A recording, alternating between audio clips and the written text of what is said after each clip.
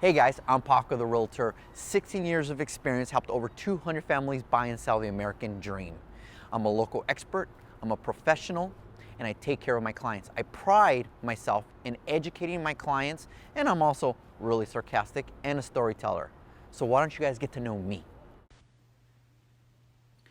Hey guys, this is Paco the Realtor, your friend in real estate. This is Taco Tuesday with Paco. I did have tacos earlier, but today I want to talk to you about something a little more serious than tacos, I guess, is the best way for me to describe it, right? After a few things have been going on in general in my business and personal life and other things, I went ahead and it brought something to it reminded me of something. We all go through funks in life. We all go through, you call it funks, depressions, ups, downs, motivation, unmotivated, all of the above, right? We all go through it. It's a way of life. And the difference is how we react when we're going through it. You know, do we repeat the cycle, which is something triggers that feeling, that emotion, and then we, instead of learning from it, we ignore it, and then we go through this funk, depression for days, weeks, whatever, and then we get out of it, and then we start all over again, and then we're inconsistent in life because of it. In coaching, I see it a lot with my students who have no motivation. They say they lost their motivation, things were going on in their life, whatever. And we all go through it. This is not unique to anybody, right? This is something we all deal with. But the reason why I'm talking about this today is because I had a situation where somebody asked me, they had something personal going on in their life, and they asked me how I dealt with it.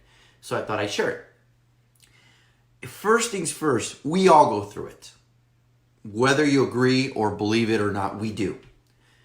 The difference is how we look at it. Do we look at it as an indicator that something's wrong in our brain, or do we just run from it, just call it a funk, and then wonder how we're going to get out of the funk? And then usually it's time that gets us out of it, and then we go back up. So it's this constant, everything's fine, everything's fine, everything's fine, and then this thought enters our head, and then we go down, go down, we ignore it, we deal with it in our own way, and we all deal with it in our own way, which is drinking. We ignore it, we watch TV, we don't exercise, we lose motivation. That's a big one I hear. I'm just not motivated. I don't know why, I'm just not motivated, right? And I think part of it is that we're not self-aware of it, of what it does to us. So I want to talk about that today. If you would give me a second of your time, a minute of your time. For me, it changed about 8 years ago, going through some stuff in my life, and I got tired of feeling the way I felt. I got tired of feeling that I had more talent that I was not utilizing, and therefore it made me feel like a loser. Whether I was financially successful, emotionally, this was personal. I always felt that my talent level was here. I always felt that I was always here, and because I didn't bridge that gap, I always felt like I was catching up. I always felt like I was behind and I wasn't doing what I was supposed to, which then depressed me, killed my buzz, killed my motivation, whatever you want to call it. And it went in cycles. I do really good, real motivated, and then this thought would enter my head and it would plant the seed, and then it would grow. And then it's about 5, 6, 7 years ago, I started to become self-aware. And I started to become self-aware because I got tired of feeling the way I was feeling. On the outside, I was always energetic, smiling, and full of energy. And on the inside, sometimes I just did not feel it. And I got so tired of feeling that way that I had to make a decision. How the hell do I stop this cycle? Of course, at that time, I didn't know it was a cycle. So I started paying attention. And the way I started paying attention was every time I felt that way, I felt insecure. I felt like I was not motivated anymore. I lost my motivation. I would go home and I had 10 things to do and I wouldn't want to do any of them. You know, and I'm not a lazy guy, so I knew it wasn't laziness. I started to look at my thoughts and what was my thoughts telling me. And a pattern started to form that made me realize I was always chasing something. I was never good enough. I was always going to the next thing. I would achieve one goal and then go to the next goal and go to the next goal, which is not a bad thing. But I did it in a way that wasn't healthy because I was never satisfied, to the point where it actually caused me to doubt myself. So I was not looking back to see how far I'd come. I was looking forward to see how far I had to go. And because of that, because I always felt I had to be here and I was always here, there's always that space that was not good. So I started having to correct my thoughts. And whenever I felt like that, I started to change my thoughts from, you're right, I still have a long ways to go, but look where I was 5 years ago. Not only financially, but emotionally. And I'm talking more emotional, guys, because you could be rich and still go through this. So it's not, people think money solves all, and it does not.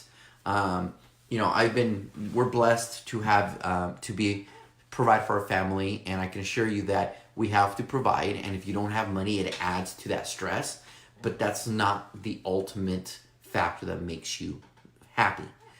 Makes life easier, but it doesn't necessarily make you happy. So I started going through this, going back and being thankful for what I had versus stressing about what I hadn't accomplished yet. When I lost everything in 2008 when the real estate market crashed, it really set me back emotionally and financially. So it even put more stress on me to try to catch everything up even more. And I think that contributed to it. But I got to the point where I got so tired of feeling that way that I came to the realization that in order for me to move forward efficiently and effectively, I had to come to terms to that it wasn't going to happen overnight, A. B, there was no shortcuts. And C, I had to be patient with myself. As long as I knew I was doing what I had to do every day, eventually I would get there. And that's what I was doing. And it took me a year or two to learn to master this. So it wasn't like something I did overnight. But the biggest thing that came out of this was now I'm self-aware when I have a feeling of anxiety, of negativity, of lack of motivation. The first thing I do now is, why am I feeling like this? Now I start searching my thoughts. And usually it has to do with anxiety of the future. Which then I counter that by being thankful for the present and looking at the past to see how far I've come, which usually works to get me back on track. We all have anxieties and fears, and there's no way to get rid of them. But what you do learn over time is how to address them and challenge them. If you don't want to go to the gym, you go to the gym. If you don't want to work, you work. If you don't want to do sales calls, you do sales calls. You do the opposite of what you feel, which is a discipline. It's not easy. So if you're not self-aware of this, then what happens is you just repeat the cycle over and over. And guys, there's some extremes where people suffer from mental issues, major depressions. I'm not talking about that. What I'm talking about is day-to-day stuff that you and I deal with as a father, wife, parent, provider, entrepreneur, you name it, life in general. And we just try to push through it, right? Just push through it. But it's smarter to figure out what's causing it to begin with and get to the root of it. And guys, I hate to tell you this, but that's the hard part, because that means looking in the mirror and saying, hey, go a little easy on yourself. We're really hard on ourselves in life. We expected to be farther in life. I never expected to lose everything when the market crashed in 08. I never lost anything in my life. And when I lost big. So that set me back years. But it is what it is. Now, I am who I am. I'm a better person. I'm a better manager of money now because of it. The school of hard knocks, right? And we can't avoid it. We can't ignore it, which I think we do all too often by drinking alcohol and TV and all these other stuff we shouldn't be doing, because that's a band-aid, right? It's a temporary fix, but it doesn't fix the problem. So my suggestion, my recommendation, my whatever you want to call it, is this: become self-aware when you're not feeling right of why you're not feeling right. Why? What is it you're telling yourself to make you feel like that? And then address it. This means working on you. I know that's hard. It's a pain in the butt, and most of us don't want to do it. It's easier to drink. It's easier to, I need a drink. It's easier to do whatever. But no, my suggestion is that you actually look in the mirror and say, what's causing this? Progress, not perfection. You know, my one of my mentors, Jared James, always says that progress, not perfection. And that's one of the things I've learned. As long as I'm moving forward, I'm fine. I'm not going to perfect it. But we got to keep moving forward. So the key to this whole thing is to become self-aware. When the feeling is triggered by whatever it's triggered, is to go in and find out what it is that's causing that, and then address it straight on. And if that means looking in the mirror saying, you matter, you matter, you matter, whatever it is, then you do it.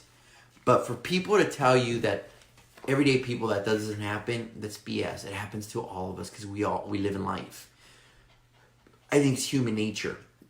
The beauty of it is that it forces us to grow emotionally, which is, I think, the biggest gift that offers, is that you get to grow to a point where you no longer stress about things you stressed about before. Call it life, call it experience. But more importantly, you're able to handle when things come in life and you don't fall apart when everybody else around you is. I'm a better person, entrepreneur, and realtor because when the shit hits the fan, I become calmer. And that just is because of my life experience. Thank you, sir. So don't run from it, that feeling. That's an indicator that something is wrong. That mentally you're telling yourself the wrong thing. You're not good enough. You're not worthy. You're not pretty.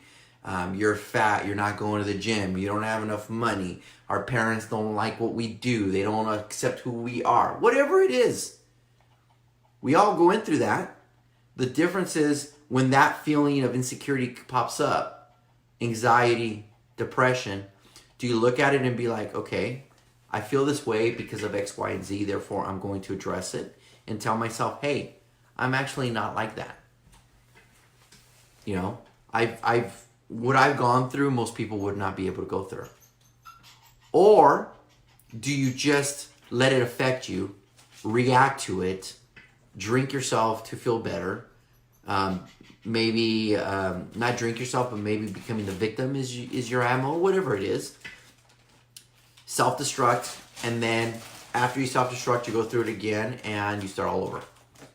And so we're constantly doing this, right? So, sorry guys, it's my dog.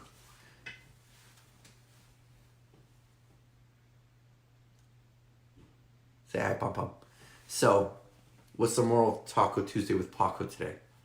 It's perfectly normal for us to go through ups and downs. It's perfectly normal to go through periods of unmotivation or motivation, however you want to call it. It's perfectly fine to go to these bouts.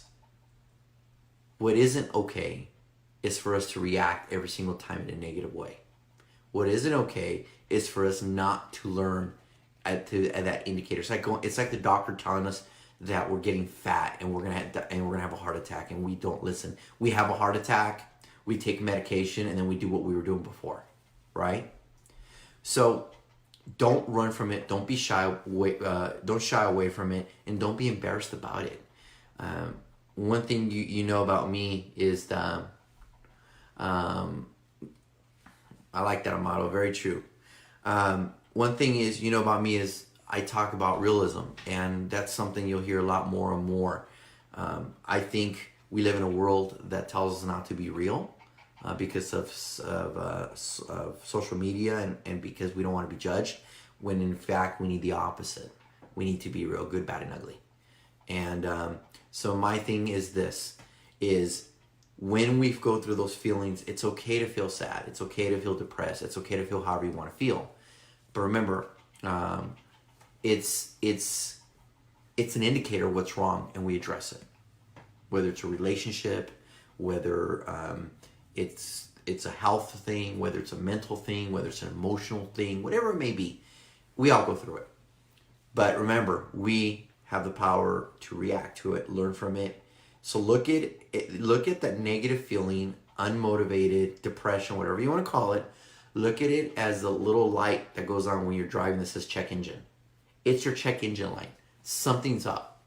Stop, pull over, look in your brain, and find out what it is you're telling yourself that's causing that check engine light to turn on, and then address it. As opposed to just waiting for it to blow every single time, and then you're just now constantly blowing your engine over and over and over again, and that's not very healthy, and you don't learn anything. All right, guys? So I hope at least one of you guys got something out of this. As always, this is Paco the Realtor, and Pom Pom saying good night. I hope everybody's having a good evening, and I will see you guys on Therapy Thursday. God bless, guys. Hey guys, thanks for watching my video. Hope you love the content. Subscribe below or follow me on social media. Just type Paco the Realtor.